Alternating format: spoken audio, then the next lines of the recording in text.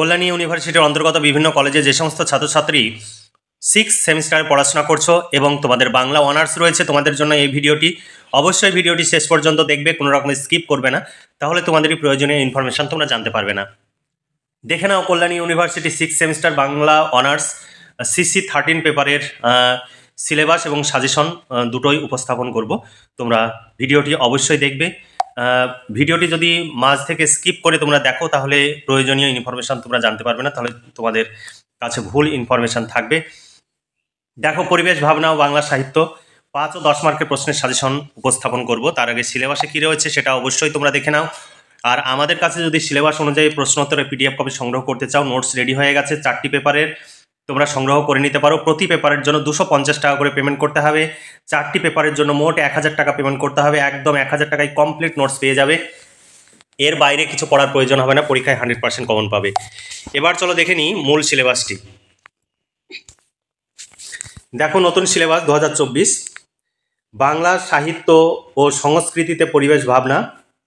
ক্ষয়ে রয়েছে কবিতা রূপসী বাংলা জীবনানন্দ দাশ, গাছ অমিয় চক্রবর্তী, আগামী সুকান্ত ভট্টাচার্য, ছায়ার জন্য সুনীল গঙ্গোপাধ্যায়। পর্ব 2-এ রয়েছে তোমাদের গল্প গাছ জ্যোতিরিন্দ্র নন্দী, অশ্বত্থ বিমলকর, মহাপ্রাণের ঋণ সাধন চট্টোপাধ্যায়, অকাজের বউ জয়া মিত্র। আর পর্ব 3-তে রয়েছে প্রবন্ধ রবীন্দ্রনাথ ঠাকুর, অরণ্য দেবতা, পল্লী প্রকৃতি, হলকর্ষণ, পল্লী প্রকৃতি, বনবাণী, ভূমিকা। আর 4 নম্বর ইউনিটে রয়েছে উপন্যাস কিন্নর রায়ের প্রকৃতি পাঠ। এই ছিল তোমাদের সিলেবাস। এই সিলেবাস অনুযায়ী প্রশ্নোত্তরের PDF কপি রেডি হয়ে গেছে। তোমাদের অনার্সের 4টি পেপারের নোটস রেডি হয়ে গেছে। 4টি পেপারের নোটস তোমরা যদি সংগ্রহ করতে চাও, মোট 1000 টাকা পেমেন্ট করতে হবে। শর্ট প্রশ্ন, বড় প্রশ্ন, কমপ্লিট উত্তর সহ পেয়ে যাবে। আমাদের কাছে নোটস সংগ্রহ করলে তোমাদের এখানে ওখানে ছুটে বেরিয়ে যে নোটস সংগ্রহ করছো এবং প্রচুর অর্থ এবং সময় ব্যয় করছো, আমাদের কাছে নোটস সংগ্রহ করো এবং ঘরে বসে পড়াশোনা করে পরীক্ষার প্রস্তুতি নাও। তোমরা ভীষণভাবে উপকৃত হবে। আর যে সময় তুমি নষ্ট করছো সেই সময়টা এখন থেকে কম্পিটিটিভ পরীক্ষার জন্য প্রস্তুতি নাও।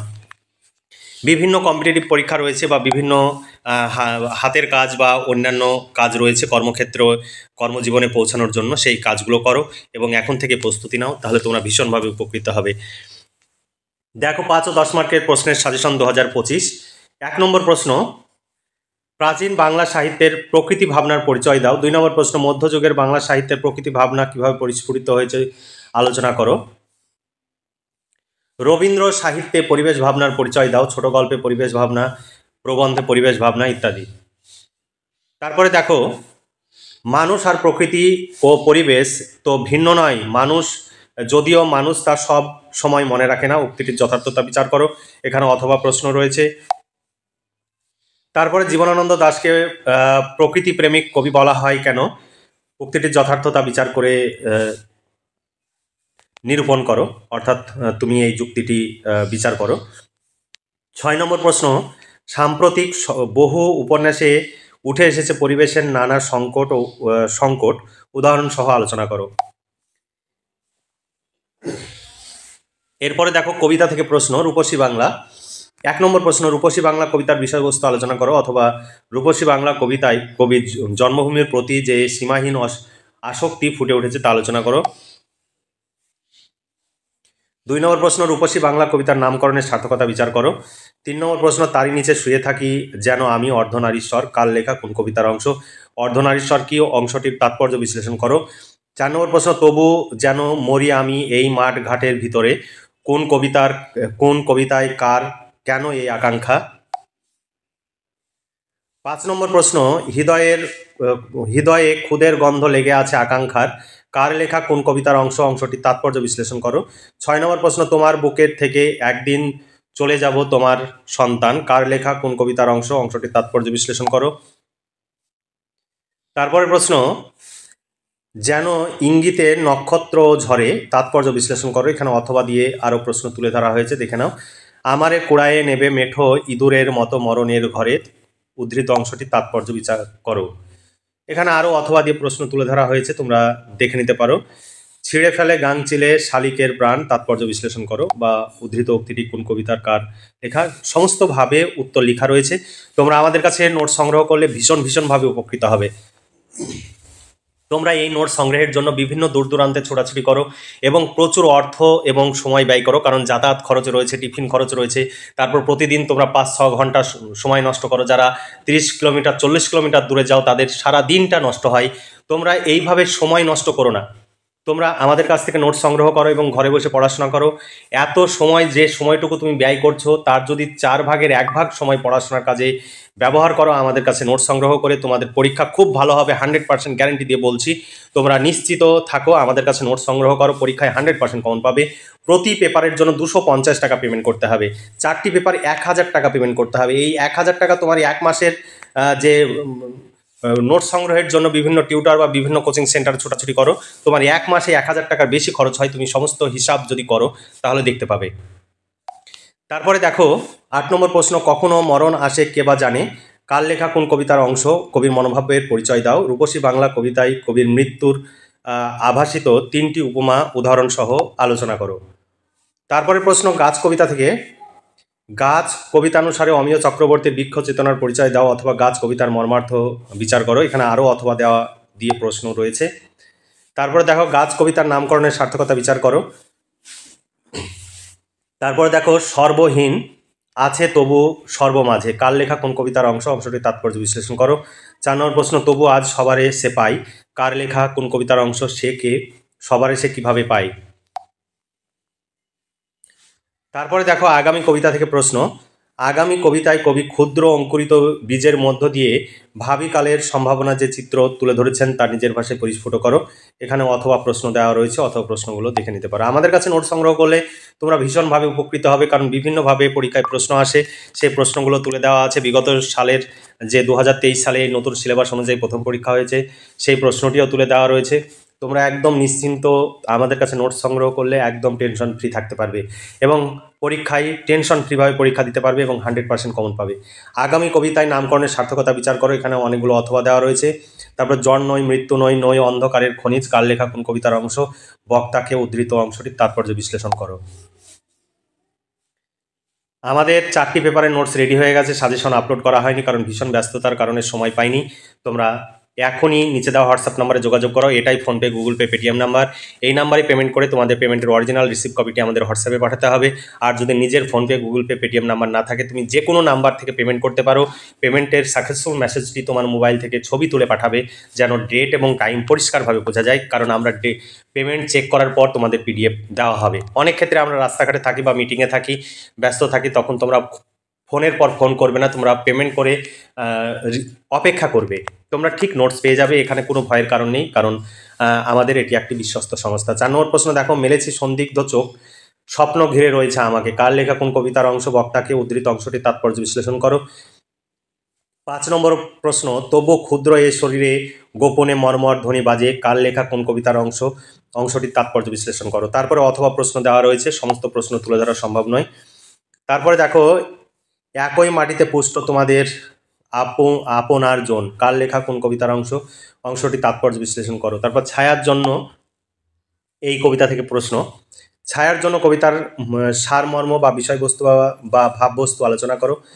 2 নম্বর প্রশ্ন, সুনীল গঙ্গোপাধ্যায়ের ছায়ার জন্য কবিতার নামকরণের সার্থকতা বিচার করো। 3 নম্বর প্রশ্ন, সুনীল গঙ্গোপাধ্যায়ের ছায়ার জন্য কবিতার প্রকৃতি ভাবনার পরিচয় দাও। তারপরে প্রশ্ন দেখো ছোট গল্প থেকে গাছ, জ্যোতিরিন্দ্র নন্দীর লেখা। গাছ গল্পে কিভাবে গাছ একটি চরিত্র হয়ে উঠেছে তা আলোচনা করো। 2 নম্বর প্রশ্ন, গাছ গল্প অবলম্বনে গল্পকারের প্রকৃতি প্রেমের পরিচয় দাও। তারপরে প্রশ্ন, গাছ গল্পের নামকরণের সার্থকতা বিচার করো। 4 নম্বর প্রশ্ন, একটা গাছ অনেক দিনের গাছ কোন গল্পের অংশ, গাছটির প্রতি সংক্ষিপ্ত পরিচয় দাও। তারপরে পোড়ো জমির আশেপাশে মানুষগুলি সজাগ হয়ে উঠল কোন গল্পের অংশ, অংশটির তাৎপর্য বিশ্লেষণ করো। এখানে আরও অথবা প্রশ্ন দেওয়া রয়েছে, দেখে নিতে পারো। তারপর দেখো গাছ নতুন করে ভয় পেল, কোন গাছ নতুন করে সে ভয় পেল কেন। তারপর 7 নম্বর প্রশ্ন, গাছ গল্পটিতে একটি গাছকে কেন্দ্র করে সমাজ জীবনের যে খণ্ডচিত্র অঙ্কিত হয়েছে তার পরিচয় দাও। 8 নম্বর প্রশ্ন, এই গাছ দুষ্টু, এই গাছ শয়তান, একে এখান থেকে সরিয়ে দাও কোন গল্পের অংশ। এখানে কোন গাছের কথা বলা হয়েছে, বক্তব্যের মধ্য দিয়ে বক্তা এই বক্তব্যের বক্তাকে তাৎপর্য বিশ্লেষণ করো। তারপরে অথবা দিয়ে আরও প্রশ্ন রয়েছে। আমাদের কাছে তোমরা যদি নোট সংগ্রহ করো ভীষণভাবে উপকৃত হবে, কারণ এই প্রশ্ন তোমরা নিজে নিজে উত্তর তৈরি করতে গেলে তোমাদের প্রচুর সময়ের অপচয় হবে। তোমরা নিজেরা তৈরি করে নিতে পারো, তবে প্রচুর সময়ের অপচয় হবে।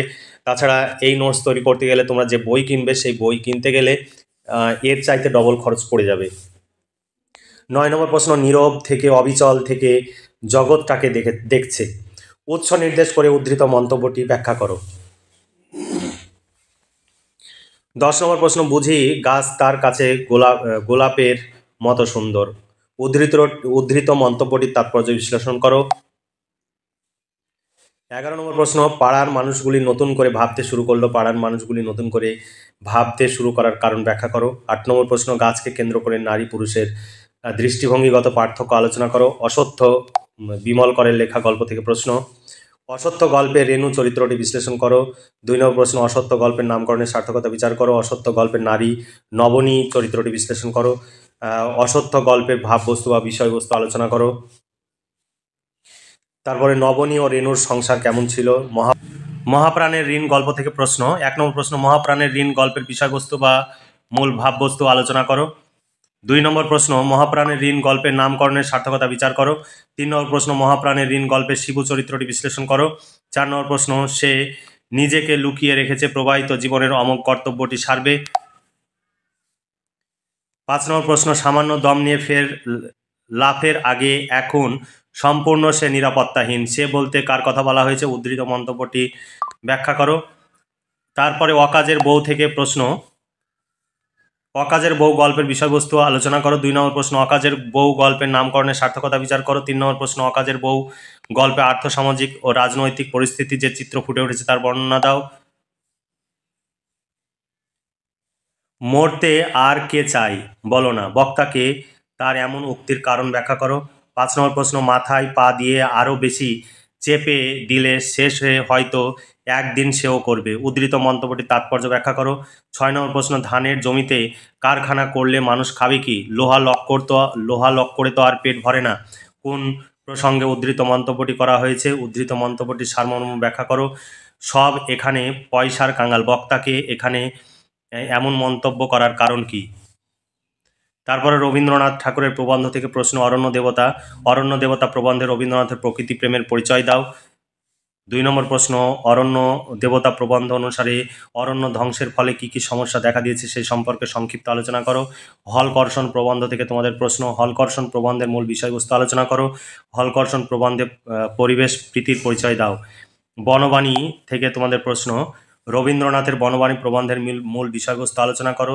2 নম্বর প্রশ্ন, ওই গাছগুলো বিশ্ব বাউলের একতারা, উদ্ধৃত মন্তব্যটির সার্থকতা বিচার করো। তারপরে উপন্যাস থেকে প্রশ্ন, প্রকৃতি পাঠ কিন্নর রায়ের লেখা। প্রকৃতি পাঠ উপন্যাসে অবলম্বনে পরিবেশ ভাবনার পরিচয় দাও, এখানে অথবা প্রশ্ন দেওয়া রয়েছে। 2 নম্বর প্রশ্ন, প্রকৃতি পাঠ উপন্যাসের নামকরণের সার্থকতা বিচার করো। 3 নম্বর প্রশ্ন, প্রকৃতি পাঠ উপন্যাসের সতী প্রসন্ন চরিত্রটি বিশ্লেষণ করো। 4 নম্বর প্রশ্ন, প্রকৃতি পাঠ উপন্যাসে প্রকৃতির চারিত্রিক ভূমিকা আলোচনা করো। প্রকৃতি পাঠ উপন্যাসে অরিন চরিত্রটি বিশ্লেষণ করো। 6 নম্বর প্রশ্ন, প্রকৃতি পাঠ উপন্যাসের নাগরিক জীবনের যে ছাপ রয়েছে তা দোলন চরিত্র অবলম্বনে বিশ্লেষণ করো। তারপরে 7 নম্বর প্রশ্ন, প্রকৃতি পাঠ উপন্যাসে দীপেশ ও শুভা প্রসন্ন চরিত্র দুটি বিশ্লেষণ করো। 8 নম্বর প্রশ্ন, প্রকৃতি পাঠ উপন্যাসে মনোরমা ও অপরাজিতা চরিত্র দুটি বিশ্লেষণ করো। 9 নম্বর প্রশ্ন, প্রকৃতি পাঠ উপন্যাস অবলম্বনে পুরনো কলকাতার যে চিত্র ফুটে উঠেছে তা আলোচনা করো। 10 নম্বর প্রশ্ন, তবুও কলকাতা নিয়ে তাকেও কিছু করতে হবে, তাকে বলতে কার কথা বলা হয়েছে, সে কলকাতা নিয়ে কি করতে চেয়েছে।